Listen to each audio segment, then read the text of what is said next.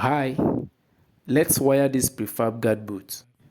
It's actually my first time of doing such a wiring, so let's do it together. This is the interior. Now every single part of this building is assembled with screws and nuts. We have a board here with some electrical components.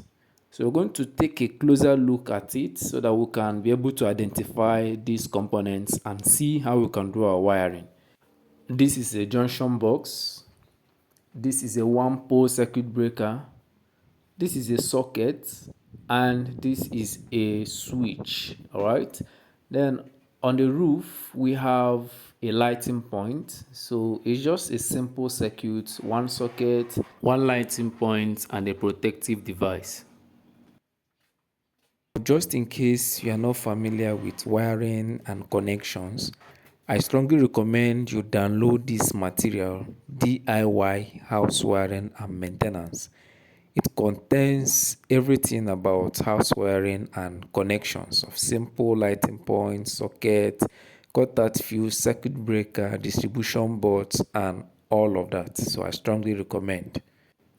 After carefully observing the connection, I realized that this board was turned upside down. What you have on the screen is the electrical diagram of this installation. The connection used here is the conduit type of wiring lighting point. We have a surface wiring pattern of connecting lighting point to switches.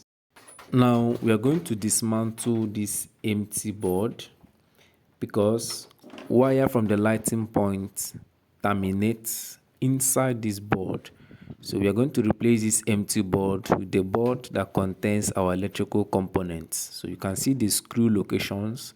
With the help of a screwdriver, I'm going to remove the screws and then replace it with this very board.